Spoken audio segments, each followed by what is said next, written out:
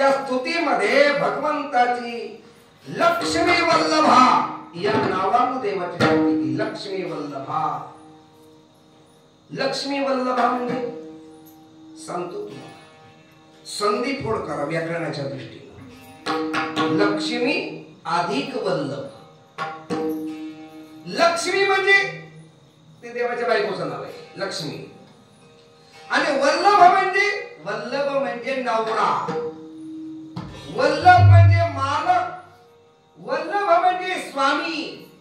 लक्ष्मीचा मालक, लक्ष्मीचा स्वामी, लक्ष्मीचा नवरा, म्हणून त्याला काय म्हणायचं? लक्ष्मी वल्लभ. एक गंमत आहे, या जगातली सगळी माणसं लक्ष्मीच्या मागे लागतात. लक्ष्मीच्या मागे. त्यामुळे बहुसंख्य माणसं ही लक्ष्मीचे दास आहे. दास. दास म्हणजे सेवक. लक्ष्मीचे काय आहेत? दास. काही माणसं लक्ष्मीचे पुत्र आहेत. लक्ष्मी पुत्र म्हणतात त्याला. स्वामी म्हणतात आम्ही लक्ष्मीचे कोण आहोत? पुत्र आहोत. जगात लक्ष्मीचे दास भरपूर आहेत. जगात लक्ष्मीचे पुत्र भरपूर आहेत. पण बाकी एकच असं आहे की तो लक्ष्मीचा मालक आहे. मालक. तो मालक कोण आहे? भगवंत. म्हणून त्याला लक्ष्मी वल्लभ म्हणतात. वल्लभ. लक्ष्मीचा नवरा. लक्ष्मी सामान्य नाही. मला लक्षात ठेवा, लक्ष्मी ही बाई सामान्य नाहीये. आता मार्गशीर्ष महिना सुरू होईल आणि लक्ष्मीचं व्रत तर सुरूच आहे. लक्षात ठेवा, लक्ष्मीचं व्रत आपल्या कारणानं या माझ्या माता बहिणीने काय सांगेल. मला वाटतं इथं बसलेल्या सगळ्याच जणी करत असतील. माझ्या पण घरात करतात एकही लक्ष्मीचं व्रत. तेवढं मला माहिती या सुद्धा एक ह्या सगळ्या माता बहिणी लक्ष्मी व्रत करत असतील. मग ही लक्ष्मी सामान्य आहे का? नाही. एक लक्षात घ्या, लक्ष्मीचा महिमा सांगत असताना ज्ञानेश्वर महाराजांनी ज्ञानेश्वरीच्या 9व्या अध्यायामध्ये वर्णन केले. लक्ष्मी काय वर्णन केले माहिती का? नातरे आठिलेपणे सरशी कवणा हे लक्ष्मी ऐशी श्रेय सारख्या दासी घरी येते जे खेळता करते घरपुरी तया नामे अमरपुरी जरी ठेवी तरी काय नव्हते बाहुली इंद्राची. ते जे नावाने बोलती तेव्हा महेंद्राची रंग होती. ते जे झाडाकडे पाहते ते कल्पवृक्ष. आईसी जेच्या जवळीका सामर्थ्यपणे घरची पायिका ते लक्ष्मी मुख्य नायिका न पवेची येत. काय लक्ष्मीचं सामर्थ्य सांगितलं माहितीये का? लक्ष्मीचं नाही महाराज, या ओव्यांमध्ये लक्ष्मीचं सामर्थ्य सांगितलं.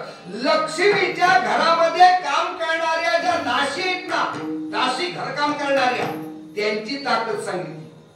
लक्ष्मीच्या दासी इतक्या श्रेष्ठ आहेत की त्यांनी एखाद्या झाडाकडे बघितलं तर ते कल्पवृक्ष होते. एखाद्या दगडाकडे बघितलं तर महाराज एक त्याची चिंतामणी होतील, परीस होतील, सोनं होईल. सोनं महाराज त्याने मनात आणलं तर एखाद्या सामान्य भिकाऱ्याला सुद्धा इंद्र करू शकतील. मनात आणलं तर इंद्राला सुद्धा भिकारी करू शकतील. हे सामर्थ्य कोणाच्या जवळ आहे? लक्ष्मीच्या घरी काम करणाऱ्या दासींच्या जवळ एवढं सामर्थ्य. आता तुमच्या लक्षात आलं का? एवढं सामर्थ्य जर महाराज लक्ष्मीच्या घरात काम करणाऱ्या दासींचं आहे. दासी जर एवढ्या बलवान आणि सामर्थ्य संपन्न, मग त्यांचे मालकीन किती सामर्थ्य संपन्न येते लक्षात ना तुमच्या. जर दासी इतक्या श्रेष्ठ आहे तर मालकीन किती श्रेष्ठ असेल हा विचारच महाराज एक न केलेला बरा महाराज एक. हा दासी इतक्या श्रेष्ठ. ते रामायणामध्ये एक दृष्टांत आला तो सांगते. काय थोडं दृष्टांत सांगितलं की बरोबर वाटतं. मला ज्ञानेश्वरीच्या वगैरे या सगळं मार्फत बोलायची सवय असल्या कारण आणि मागणी जाण्याच्या गोष्टी तर काय माझ्या कीर्तन येतच नाही. मलाच येत नाही ते सांगू कशाला सांगतो तुम्हाला. रामायणामध्ये शिवकुमार असा दृष्टांत घडला. एक दिवस मिथिलाधीश्वर राजे जनक अयोध्येमध्ये कशाला तरी फिरायला आले. फिरता फिरता अयोध्येच्या जंगलामध्ये फिरत असताना त्यांना शिकार करण्याची इच्छा झाली. आणि महाराज शिकार करत असताना त्यांच्या हातून अनवधानपणानं भूल चुकीनं नजर चुकीनं त्यांचा बाण लागला, पण तो सावधान नाही, गायीला आणि गाय गेली. आता गाय गेल्यानंतर राजे जनक विदेही राजे जनक आहेत, पुण्यश्लोक राजे जनक आहेत, धर्मनीतीने वागणारे आहेत. त्यांना कळलं अरे आपल्या हातून गाय मारली गेली, आपल्याकडून पाप घडला, काय करावं. गोवधाचा गायीच्या हातेचं पाप आपल्या डोक्यावर चढलं.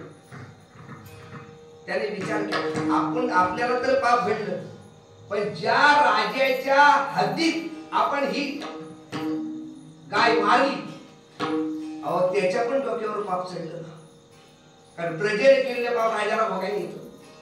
आणि या न्यायानं राजा जनकाने विचार केला की दशरथ महाराजांना जाऊन सांगूया की महाराज तुमच्या राज्यामध्ये शिकार करता करता आमच्या हातून गाय मेलेली आहे, काहीतरी उपाय योजना करा आणि गायीला जिवंत करा आणि या गायीच्या पापापासून गोहत्येपासून तुमचंही रक्षण करा आणि माझे रक्षण करा.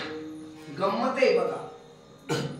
राजा जनकाने एक सेवक पाठवला राजा दशरथाला. सकाळची वेळ होती.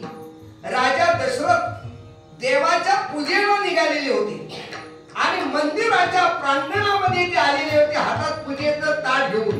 एवढ्या जनक राजांचा शिपाई आला तो सेवक आणि त्याला सांगितलं महाराज तुमच्या राज्यामध्ये आमच्या महाराजांनी मृग यामध्ये पारत मारादिके करता करता भूलचुकीनं नजर चुकीनं गाय मारलेली आहे आणि गायीच्या वधाचं पाप महाराज आहे त्याला दुःख देते.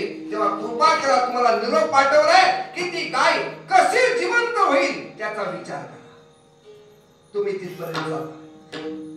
दशरथ राजाने ते शिपायाला सांगितलं काय माहितीये का मी आता देवपूजेला निघालो, माझ्याजवळ वेळ नाहीये, पण घाबरू नका मी तरबीज करतो. त्याने काय केलं त्या मंदिराच्या अंगणामध्ये कचरा काढणारा एक झाडूवाला होता. त्याला सगळे बाबा जा रे ती गाय जिवंत कर. तो झाडूवाला गेला. त्याला राजा जनकाने विचारलं कुठे गाय गेले. म्हणजे ही बघा इथे अयोध्येतला तो महाराज झाडूवाला. त्याने हातात पाणी घेतलं, भगवंताचं नाव घेतलं आणि गायीच्या मुखात पाणी सोडल्यावर गाय जिवंत झाली ना. राजा जनकानं तोंडात बोट घातलं. ज्या अयोध्येतल्या राजा दशरथाचा एक सेवक झाडू मारणारा कामगार तो जर इतका महाराज एक आहे श्रेष्ठ आहे तर राजा दशरथ किती श्रेष्ठ. तुमच्या लक्षात आलं ना मी हा काम सिद्धांत. आणि ह्याच महाराज एक आहे सिद्धांतामुळे जनक राजानं सीता स्वयंवराचं पत्र दशरथाला पाठवलं नव्हतं. सीतेच्या स्वयंवराचं आमंत्रण राजा दशरथाला नव्हतं. लक्षात ठेवा. तो एक आहे धनुष्य मोडल्यानंतर पत्र पाठवलं ते तुमच्या मुलग्यानं एक आहे धनुष्य मोडून स्वयंवर जिंकले या तिकडे लग्नाला, पण अगोदर दिलं नव्हतं.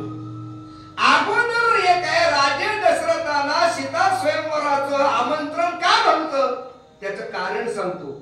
जनक राजाच्या मनात ही भीती होती की जर मी सीता स्वयंवराचं आमंत्रण राजा दशरथाला दिलं आणि जर राजा दशरथ याला कदाचित आला नाही आणि त्याने जर एखाद्या झाडूवाल्याला पाठवला तर एक आहे माझी सीता तो झाडूवालाच घेऊन जाईल. म्हणजे ज्या देशाचा राजा इतका मोठा एक आहे म्हणजे सेवक इतके मोठे तर राजा किती मोठा. माझा सांगण्याचा मुद्दा इथं आहे की ज्या लक्ष्मीच्या दासी एवढ्या श्रेष्ठ आहेत तर प्रत्यक्ष लक्ष्मी किती श्रेष्ठ असेल महाराज एक आहे. अशी ती लक्ष्मी आणि त्या लक्ष्मीचा हा कोण आहे मालक म्हणजे लक्ष्मीचा मालक आहे मालक. मग भगवान लक्ष्मीचा मालक आहे का हो आहे. कसं तुम्हाला सांगतो महाराज एक आहे. कथा अशी आली पुराणामध्ये समुद्र मंथन झालं आणि समुद्र मंथनातून 14 रत्न बाबा बाहेर निघाली की नाही 14 रत्न. आपण ते मंगलाष्टकामध्ये तो श्लोक म्हणतो की नाही लक्ष्मी कौस्तुभ पारिजात कसुरा धन्वंतरी चंद्रमा हा श्लोक म्हणतो खरं. आणि ऐकलं का महाराज, लग्नामध्ये मंगलाष्टका म्हणताना असे श्लोक म्हणायचे असतात. जो म्हणा हे असे श्लोक म्हणायचे म्हणजे पूर्वी असे म्हटले जात होते. आता बराच मोठा फरक पडलाय. आता महाराज मंगलाष्टका म्हणतात, पण त्या मंगलाष्टकांना मंगलाष्टक म्हणावं का काय म्हणावं हा प्रश्न पडतो महाराज. काय त्याच्यावर न बोललेलं नाही महाराज. पण आपल्या वधूवरांचं महाराज एक आयुष्य सुखात जावं आणि मंगलमय व्हावं असं असेल तर एक लक्षात ठेवा, ज्या शास्त्रकृत मंगलाष्टक आहेत त्याच म्हणा. स्वतःच्या मनानं रचलेल्या मंगलाष्टका विनाकारण म्हणत जाऊ नका. आणि महाराज एक त्याच्यामध्ये व्यर्थ टाइमपास करू नका. कारण लग्न हे योग्य वेळेतच लागलं पाहिजे. जर वेळ चुकली तर भगवान श्रीरामचंद्र प्रभूंचं लग्न काही मिनिटासाठी महाराज एक चुकलं तर राजे श्रीरामचंद्राला 14 वर्षाचा वनवास भोगावा लागला. आणि आपलं काही तास चुकलं तर काय होईल. जाऊ दे, मला तिकडे काही बोलायचं नाही.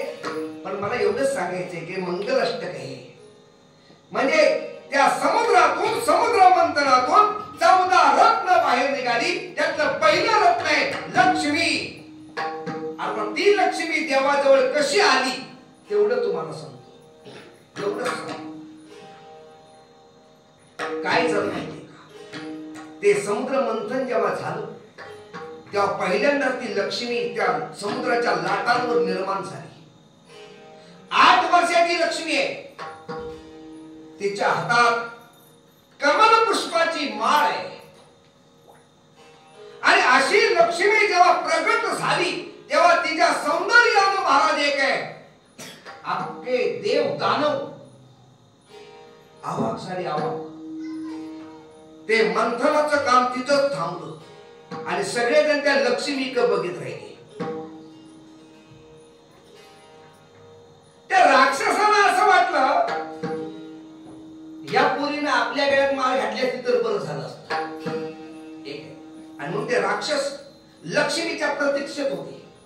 पण लक्ष्मीने विचार केला हे सगळे राक्षस आहेत, यांचा आचार विचार खाणं पिणं काही चांगलं नाही. आशांच्या गळ्यात काय माळ घालायची. एक आहे त्या लक्ष्मीने काय केलं, ती कमल पुष्पाची माळा अशी हातात होती ना ती गुंडाळून त्या पोटाशी घेतली आणि जी धावत गेली ती राक्षसांची रांग ओलांडून पुढे गेली. राक्षस म्हणायला लागले अरे आपल्याला डावडून गेली रे गेली. एक आहे आपल्याला कुणाला नाही पसंत केलं तिनं आणि मग गेली ती देवांच्या रांगेच्या समोर जाऊन उभी झाली. बघितलं समोर देवांची रांग 33 कोटी देव आहेत. म्हटले ह्याच्यात एखादा देव तरी आपल्याला अनुरूप योग्य असा सापडेल. पण कुठल्या देवाची ओळख नाही करायचं काय. आणि म्हणून महाराज त्या ठिकाणी एक देव पुढे आला. म्हातारा देव होता. त्या देवांचं नाव विश्वकर्मा देव. कोण विश्वकर्मा. ते विश्वकर्मा देव पुढे आले आणि त्यांनी लक्ष्मीला प्रणाम केला. माते प्रणाम. काय आपली सेवा करू, काय तुम्हाला मदत करू सांगा. लक्ष्मीने सांगितलं मला लग्न करायचंय. या 33 कोटी देवांचा जरा परिचय द्या. कोण कोण कसा कसा आहे, चांगला आहे, पराक्रमी आहे, समृद्ध आहे सांगा. ख्याती सांगा त्यांची. ठीक आहे काळजी करू नका. विश्वकर्मा देव पुढं, पाठीमागला लक्ष्मी आई साहेब आणि एखादा परिचय दिला विश्वकर्मा देवाने. आई साहेब हे समोर नंबर 1 चे 33 कोटी देवांचा राजा इंद्र म्हणतात तो हा. आहे का पसंत तुम्हाला. लक्ष्मीने हळूच मानेने सांगितलं विश्वकर्मा देव पसंत नाही. का पसंत नाही. 33 कोटी देवांचा राजा आहे असू दे, 1 नंबरचा नालायक आहे. 33 कोटी देवांचा राजा आहे पण 1 नंबरचा नालायक आहे. म्हटलं का. अरे स्वतःची पत्नी असताना सुद्धा मारले काय गौतमाच्या आश्रमात गेला आणि त्या अहिल्याला भ्रष्ट केलं आणि असा मोठा व्याभिचार वृत्तीचा माणूस आपल्याला नवरा म्हणून लोक आहे. दुसरा जरा दाखवा. मग देव दाखवला बाबा. अत्यंत तेजस्वी सौंदर्य संपन्न महाराज, याच्या तेजानं हे त्रिभुवन असं महाराज प्रकाशित झालंय. ज्ञानोबा आहे त्याचं वर्णन करा. बिंब तरी बचकीची एवढे, पण प्रकाशात लोक्य थोकडी. सूर्यदेव आहेत आई साहेब, हे सूर्यदेव आहेत का तुम्हाला पसंत? लक्ष्मीने नाही पसंत. हे का पसंत नाही? लक्ष्मी म्हटली विश्वकर्मा देव तुम्हाला कळतंय का काय? 15 कोटी किलोमीटर अंतरावरला हिथं भाजून काढतोय, जाळून काढतोय. आणि जर ह्याच्या जवळ गेली तर माझे राग होऊन जाईल ना. इतका महाराज एक तेजस्वी आणि गरम डोक्याचा नवरा मला रुपये म्हटले की माझं आयुष्य जायचंय. दुसरा दाखवा. विश्वकर्मा देव पुढे गेले. त्याच्यानंतर महाराज सुटापुटातला मेकअप केलेला, टाय बांधलेला महाराज एक अत्यंत देखणा असा एक मुलगा दाखवला. विश्वकर्मा देवाने सांगितलं आई साहेब हे पसंत आहेत का? म्हटलं काय यांचं नाव? चंद्रदेव. आहेत का पसंत? लक्ष्मीने हळद सांगितलं अजिबात नाही पसंत. हे का पसंत नाही? आता किती देखणा आहे बघ. म्हटलं देखणा असू दे, हे काय मेकअप केलाय म्हणून याच्या देखणेपणाला काय जाळायचंय? म्हटलं का? आई याला टीव्हीचा आजार झालाय. त्याला काय झालाय? टीव्हीचा आजार. कोणी निदान केलं? ज्ञानेश्वर महाराजांनी निदान केलं. जे लोकीचा चंद्र क्षयरोगी. हा एक आहे 15 दिवस चांगला आहे आणि 15 दिवस नंतर आजारी पडतो. आपला आजारी पेशंट काय उपयोगाचा आहे? नको आपला नवरा. ठीक आहे, पुढे गेली निघाली. म्हटलं आई साहेब प्रत्यक्ष सृष्टी करते ब्रह्मदेव आहे देव, ब्रह्मदेव हे तरी पसंत आहेत का तुम्हाला? आता बाकी लक्ष्मी देवी महाराज एक भडकली. ती म्हणते विश्वकर्मा देव तुमचं डोकं ठिकाणावर आहे ना? म्हटलं काय? माझं वय 8 वर्षाचं आणि ह्या बाबाचं वय 60 वर्षाचं. ह्याच्या दाढीचा एक पण केस काळा झालाय नाही. अशा म्हाताऱ्याबरोबर माझं लग्न होत आहे. नाही पसंत. ठीक आहे. विश्वकर्मा देव म्हणतात दाखवतो तुम्हाला एक एक. त्याच्यानंतर पुढं महाराज समाधी अवस्थेमध्ये असलेले, शांत निर्विकार अवस्थेतले, जटा वाढलेले असे गौरवर्णीय भगवान सांब सदाशिव दिसले. म्हटले आई साहेब हे भगवान सदाशिव आहेत का पसंत तुम्हाला? लक्ष्मी आई साहेबांना भगवान सदाशिवांना बघितलं. ते फुलाची माळा जमिनीवर ठेवली आणि साष्टांग प्रणिपात घातला शिवजींना. वा काय भगवंताचं रूप आहे. विश्वकर्मा देवाला वाटलं भौतिक पसंत केला नाही. मग आई साहेब हे पसंत आहेत ना तुम्हाला? लग्न कराल का ह्याच्याबरोबर? अजिबात नाही. का? त्याचं कारण आहे हे भगवान आहे. ह्यांच्याविषयी मी वाईट बोलत नाही. यांचं नाम मंगल आहे पण राहणं अमंगळ आहे. मस्तवट्यात राहतात आणि ह्यांच्या सोबत मी भूते व्यताळ नाचती हर्षयुक्त उमापती. त्यामुळे माझ्यासारखी एवढी सौंदर्य संपन्न बाई काही मस्तवट्य संसार मांडू काय तुम्हाला योग्य वाटतं का? हे काय भावी आयुष्याचा विचार करणारी मी आहे. आई साहेब जवळजवळ रांग संपली.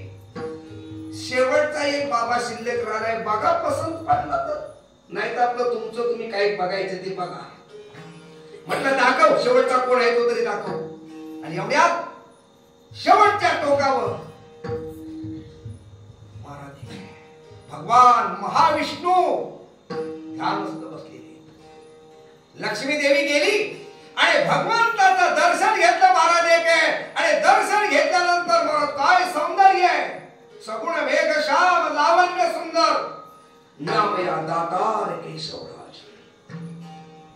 राजकुमार मदनाचा पुतळा रवी शशिकळा लोकलिया. श्री कृष्णाच्या सौंदर्यापुढे लक्ष्मी भुलाली झाली वेडी. महाराज म्हणतात वेडी झाली वेडी लक्ष्मी. वा वा वा असा पुरुष आजपर्यंत कधी बघितला नव्हता. मग लगबग केली. हातातली कमलाची पुष्पमाळा गेली आणि देवाच्या गळ्यात घातली. भगवान तुम्ही मला पसंत आहात. पण काय झालं माहितीये का? देवाला वरच्यावर हाताला सांगितलं थांब. तू ही पुष्पमाळा माझ्या गळ्यात घालू नकोस. भगवान तुम्ही मला पसंत आहात आणि एक आहे तुम्हाला पती म्हणून मी निवडले. माझ्या इच्छेचा स्वीकार करा. देवाने सांगितलं एक आहे, तुला मी आवडलो ठीक आहे, पण मला तू आवडली नाहीस ना. काय सांगितलं? तुला मी पसंत पडलोय पण मला तू पसंत नाहीस. लक्ष्मीने सांगितलं देवा मी लक्ष्मी आहे, लक्ष्मी असू दे लक्ष्मी, पण एक लक्षात ठेव मी कुणावर प्रेम करतो. अरे ज्या भक्ताच्या हृदयामध्ये यत्किंचित कुठं अहंकार नसतो ना, असा अहंकार रहित भक्तावर मी प्रेम करतो. पण ज्याच्या अंतःकरणात अहंकार आहे त्याला माझ्या हुंबरट्यात उभं करत नाही. आणि म्हणून भागवतामध्ये सांगितलं तिळ भरी राखोने अभिमान, जरी मतसी निघाले आषाढ, माझी प्राप्ती नवेदान, अभिमाने मी प्राप्तीशी. म्हणून उद्धवा माझी प्राप्ती व्हावी असं वाटत असेल तर अंतःकरणातला अहंकार दूर कर. मग देवाला सांगितलं लक्ष्मीला असले अहंकारी बाई जवळ मी लग्न करणार नाही. तेव्हा लक्ष्मीने विचार केला काय माहितीये का, आता ज्याला पसंत मी केली तो मला पसंत करायला मागत नाही, कसा काय पसंत करेल. शुभम महाराज तुम्हाला सांग काय झालं माहितीये का, एक भिल्ल समाजातली मुलगी, तिला काम करता करता झाला सर्पदंश. सर्पदंश झाल्याबरोबर तिला तिच्या आई वडिलांनी हॉस्पिटलला जाऊन ऍडमिट केली. 4 दिवस ती पोर हॉस्पिटलमध्ये ऍडमिट होती. ऐकलं का महाराज, त्या डॉक्टरनं महाराज आपले सगळे प्रयत्न करून त्या पोरीला बरी केली. 4 दिवसांचा डॉक्टर सांगितलं आता ही मुलगी पूर्णपणे बरी झाली, हिला मी डिस्चार्ज देतोय, जा घरी घेऊ. ठीक आहे. आई वडील आले, त्यांची जी हॉस्पिटलची फी झाली होती ती सगळी भरली आणि म्हटले डॉक्टरने सांगितलं या औषधे देतो, ती गोळ्या देतो, त्या घ्या. हे काय हिला आता काढून काही धोका नाही, जा घेऊ. आई वडील म्हणाले बाई चल आता एक आहे डॉक्टरने आपल्याला सोडलेले, चल चल बघू का बघतो. पण ती मुलगी म्हणाली आई मी अजिबात घरात येणार नाही, मी इथंच राहणार आहे. म्हणजे इथंच राहणार कशाला, तुला माहिती आहे की. म्हटलं काय, तो माझ्यावर उपचार करणारा डॉक्टर होता ना, तो डॉक्टर मला इतका आवडलाय की मला वाटते त्याच्याशी लग्न करावं. आई म्हणजे थोबाडातच दे, माझ्याशी बोललीस ती बोललीस, तुला डॉक्टर आवडले पण डॉक्टरला तू आवडायला पाहिजेस ना. एक आहे तो डॉक्टर आणि तू न शिकलेली मला जे काही भिल्ल समाजातले राहणार झोपडीत राहणारी पोर, म्हटलं एक आहे तुला तो डॉक्टर पसंत करणार आहे का. मूर्खपणाचा माझा. तसंच इथं झालं, लक्ष्मीला देव पसंत आहे पण देवाला लक्ष्मी पसंत नाही. मग लक्ष्मीने आता विचार केला महाराज आता हा मला पसंत करीत नाही, आता काही माग परत जाऊ आणि पहिली ज्यांना नापसंत केले त्यांना पुन्हा पसंत करू. अरे माझ्या आवय ह्यांना होईल येतच आहे. मग लक्ष्मीनं शांतपणा केला. काय केला माहितीये का, ज्ञानेश्वर महाराजांनी 9व्या अध्यायात त्याचं वर्णन केले.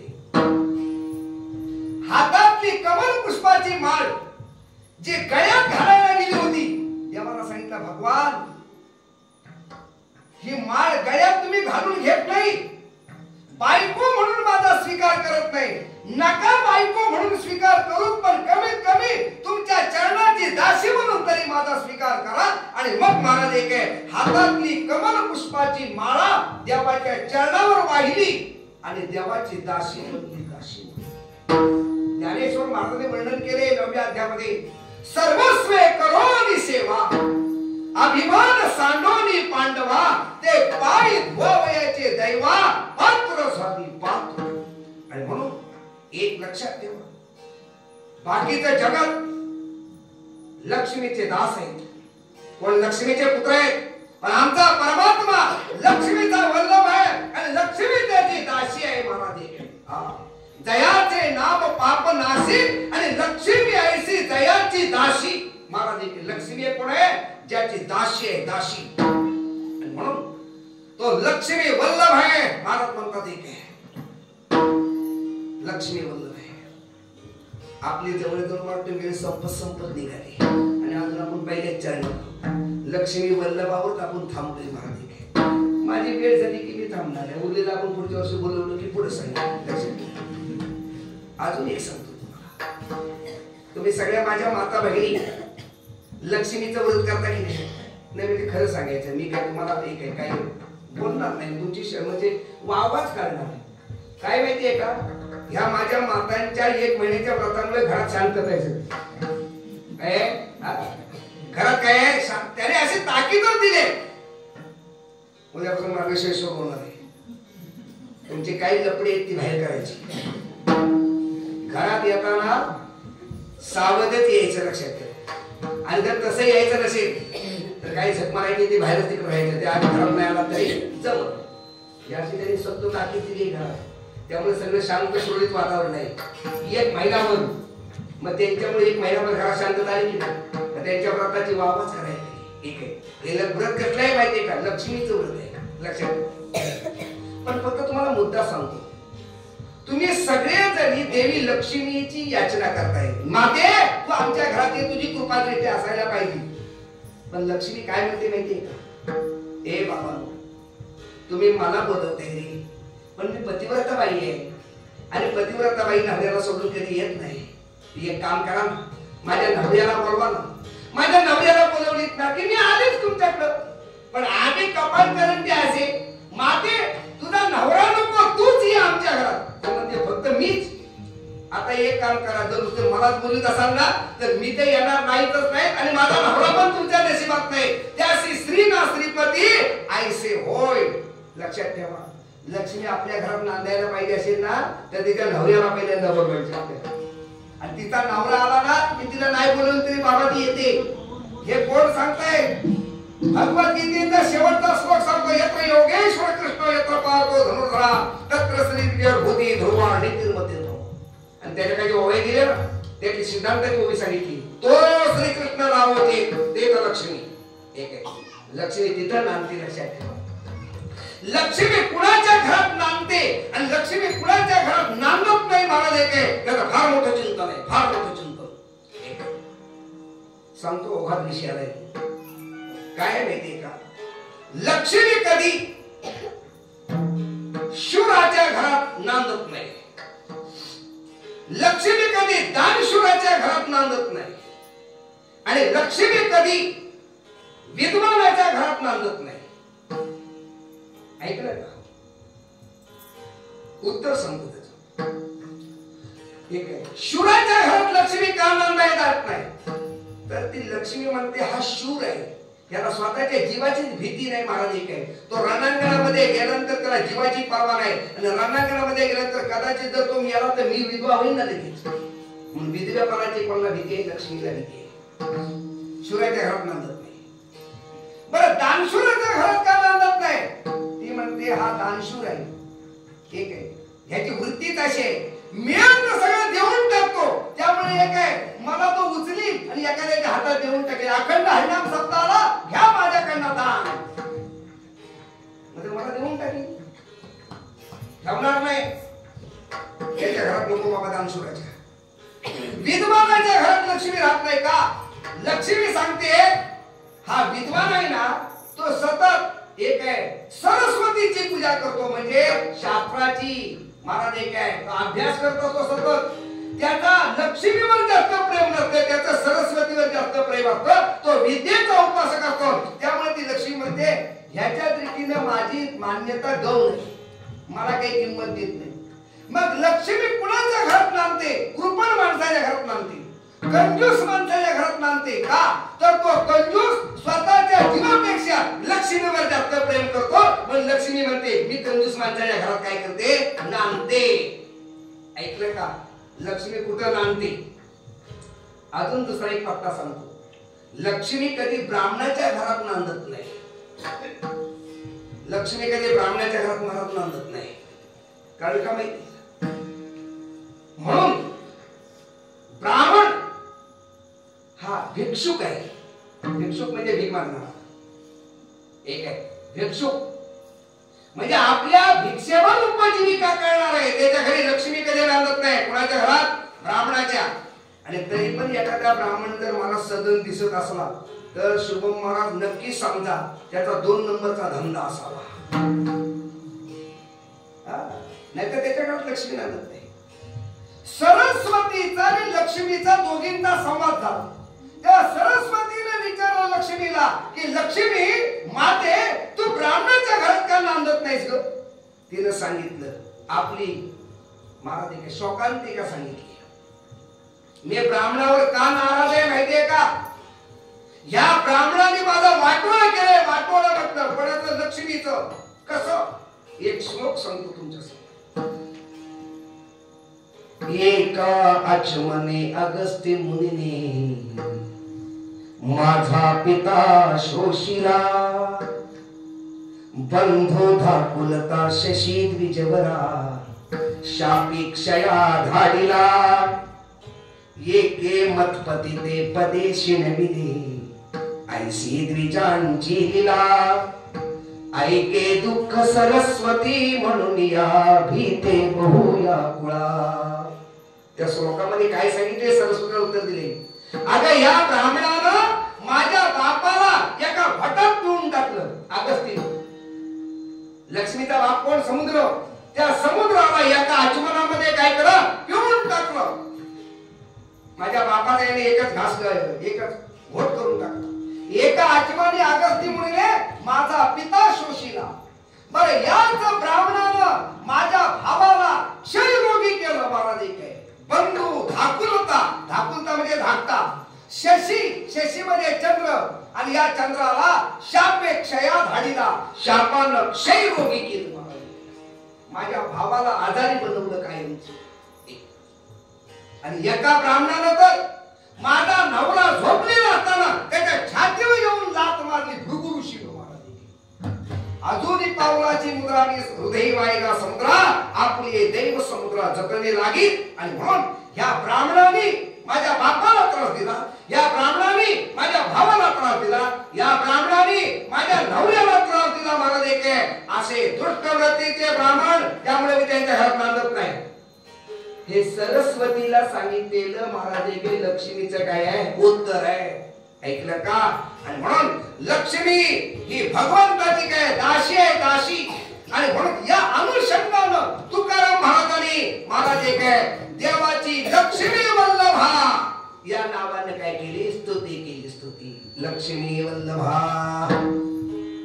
आणि पुढे महाराज एक देवाचं नाव घेतलं भगवान दीननाथा आणि पद्मनाभा. लक्ष्मी वल्लभा दीननाथा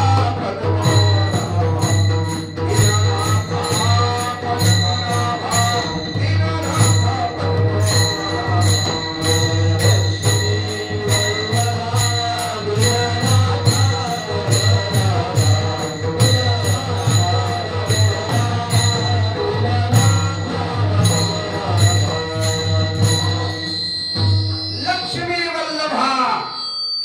लक्ष्मी वल्लभा या पदाचा अर्थ काय होतो तुम्हाला? बरोबर आहे ना?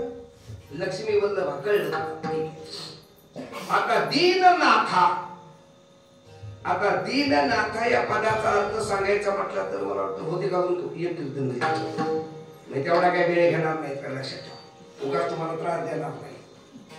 मला वेळेत बरोबर 9:30ला आरती सुरू झाली पाहिजे या न्यायाने मला करायचे. मग दीननाथा, दीननाथ याचा अर्थ काय सांगतो. आता हे सगळे माझ्या समोर सगळी मुलं बसली शाळेतली. दीननाथा, दीन जेव्हा दना पहिली वेलांटी येते आणि दीन असं लिहिलं जातं, तेव्हा दीन या पदाचा अर्थ काय होतो?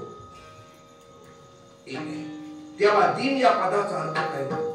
आणि ज्या वेळेला दला दुसरी वेलांटी येते आणि दीन महाराज एक असं पद तयार होतं, त्यांनी त्या दीन या बोलण्याचा अर्थ काय होतो?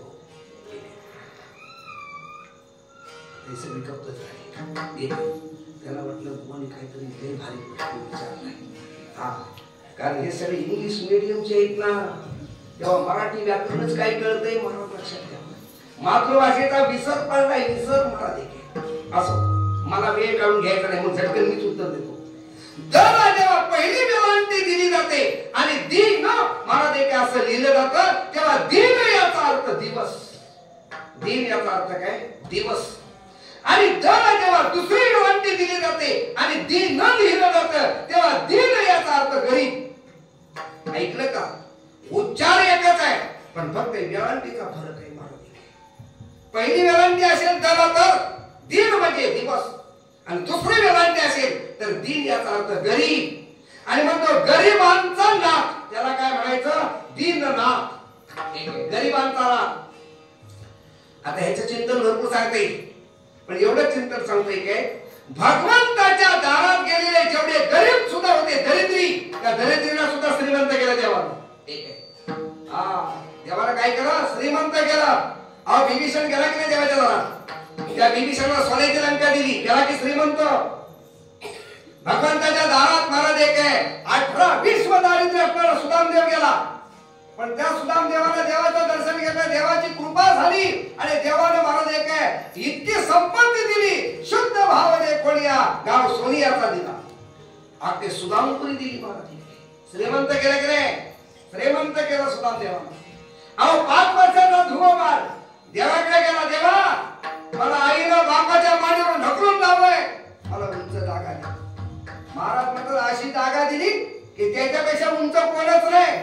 तो वनाला याची लागी ते बैसावे पित्याचे संगी चंद्र सूर्याधिकान परिसय जगी साजू केला. सूर्य आणि चंद्रापेक्षा उंच स्थान दिलं, त्याला ध्रुव मंडळ म्हणतात महाराज. एक आजही तो ध्रुव होणारा दिसतो, म्हणजे इतकी उंच जागा दिली की नाही.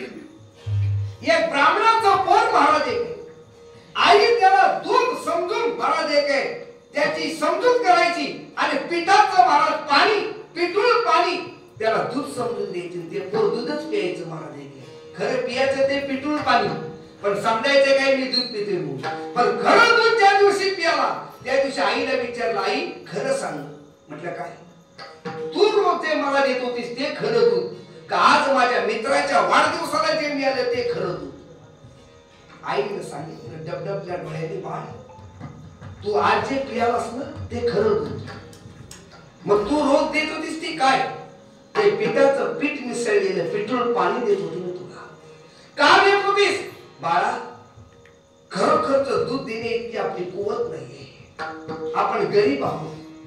मग आई मला खरोखरच दूध कोण दे? आईने सहज सांगितलं, त्या भगवान साम सदाशिवाची प्रार्थना कर, तो भगवान तुला देईल. आणि ते महाराज एक ब्राह्मणाचं पोरग उपमन्यू गेला आणि भगवान शंकराची प्रार्थना केली, शिवजी प्रसन्न झाले, वरपुढे आणि मग सांगितलं देवा मला दूध पाहिजे दूध. देवानं काय केलं महाराज एक अवघी दक्षिणातीची करोनी वाटी उपमन्यू पुढे धुर्जटी ठेवी तसे अख्ख्या क्षीर समुद्र दिला, किती पियाचं तेवढं पी महाराज एक. म्हणजे एक लक्षात ठेवा, भगवंताच्या दारामध्ये आलेला दरिद्री माणूस सुद्धा महाराज एक तो श्रीमंत होतो, मग गरीबाचा सुद्धा जो नाथ आहे त्याला काय म्हणायचं? दीननाथ. आलं का? ही एक व्याख्या थोडी संक्षेपण सांगितली. अजून दीननाथ कुणाला म्हणतात? एक आहे तुकाराम महाराजांनी व्याख्या केली, तुम्ही आम्ही सगळे महाराज एक दीन आहोत. दीन एक दीन आहोत. कशाला दीन झालोय आपण? आपण दीन कशाला झालोय? इंद्रियाने आम्हाला दीन केलंय महाराज एक व्याकुळ केलंय इंद्रियाने, आणि म्हणून ही इंद्रिय आम्हाला आवडतच नाही, आणि म्हणून ज्यांची इंद्रिय आपल्याला आवडत नाही ते काय तुम्ही माणसं दीन आहे. दीन म्हणून दिनाची व्याख्या करताना तुकाराम महाराजांनी व्याख्या केली, इंद्रियांची दिने आम्ही गेलो नारायणे, आम्ही गेलो नारायणे, आम्ही गेलो नारायणे.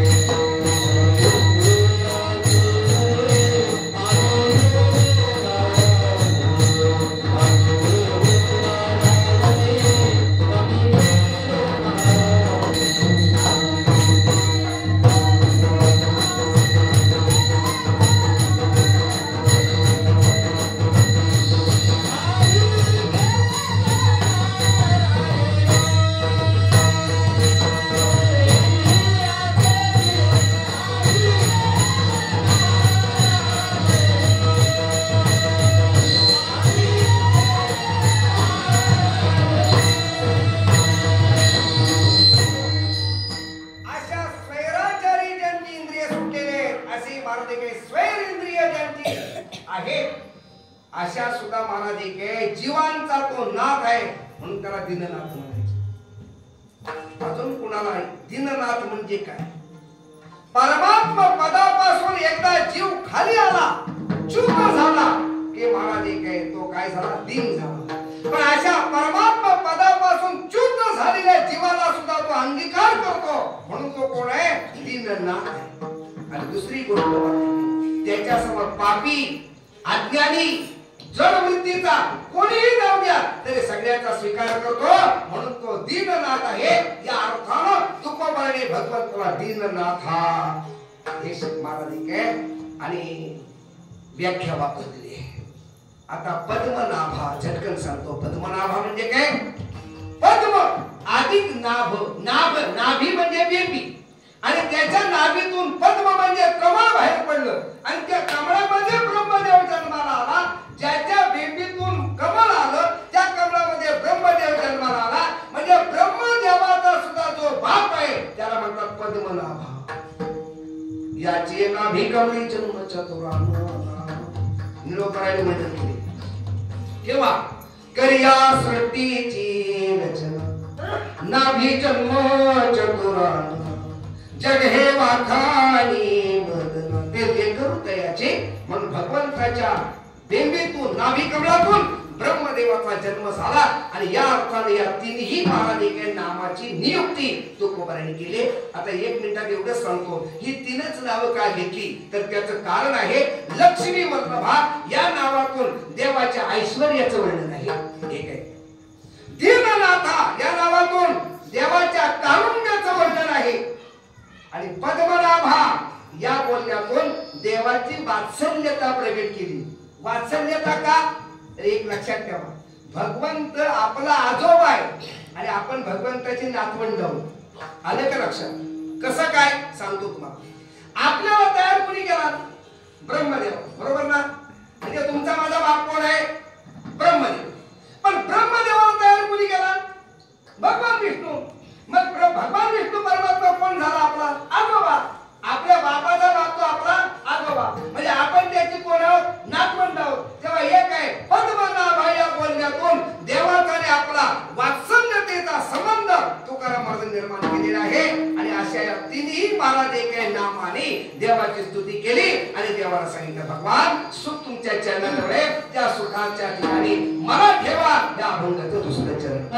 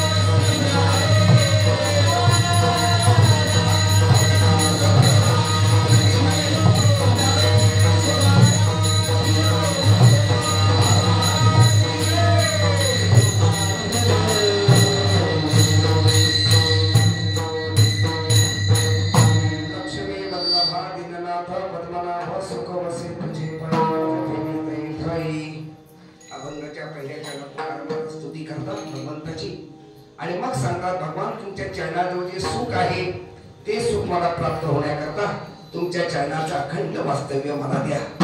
माझ्या ठेवी ते ठाई तुकोबाराय म्हणतात, देवा भगवंता मी तुमच्या जवळ जी मागणी मागतोय ती मागणी तशी म्हटलं तर काही जास्त फार मोठी नाही, अल्पाशी मागणी आहे आणि तुम्हाला द्यायला काही अवघड नाही, कारण तुम्ही मला देखील उदारांचे राजे आहात. माझी अल्पही वसन तू तो उदारांचा राणा, उदार तू हरी यायची कीर्ती चराचरी अनंत थोडी गर्दिता पवाडे, तेव्हा तुम्हाला काही हे द्यायला कठीण नाहीये. आणि मग शेवटच्या चरणात मारतात, तुका म्हणे भोगी पीडा केली धाव वेगी, सुख वसे तुझे पायी मध्ये ठेवी ते ठाई. तुकाराम महाराज म्हणतात, भगवान माझ्या प्रारब्ध भोगानं फार त्रास दिले, तुम्ही कृपा करा आणि मला या प्रारब्ध भोगातून एक बाजूला करा, कारण भगवंताची कृपा झाल्याशिवाय प्रारब्ध भोग संपत नाही. महाराज एका जनार्दनी भोग प्रारब्धाचा आणि हरिकृपे त्याचा नाश झाला, तेव्हा देवा धावा आणि माझ्या प्रारब्ध भोगापासून मला ते काय वाचवा. तुका म्हणे भोगी पीडा केली धाव वेगी, सुख वसे तुझे पायी मध्ये ठेवी ते ठाई. आपली पूर्णपणे कीर्तनाची वेळ संपते. करविली तैसी केली कटकट वाकुडी कमी देवजाणी, कुंभोणा तुमचे केले धर्म कीर्तन सिद्धी सनेली, ते तर माझे निवडले पायी कपड. माझा फक्त सेवकपणा शिल्लक ठेवून झालेली सेवा प्रभूच्या चरणावर समर्पित करतो, भगवान दत्तात्रेयांच्या चरण कमलावर सेवा समर्पित करतो आणि या सेवेला महाराज एक आणि विराम देतो. ज्ञानेश्वर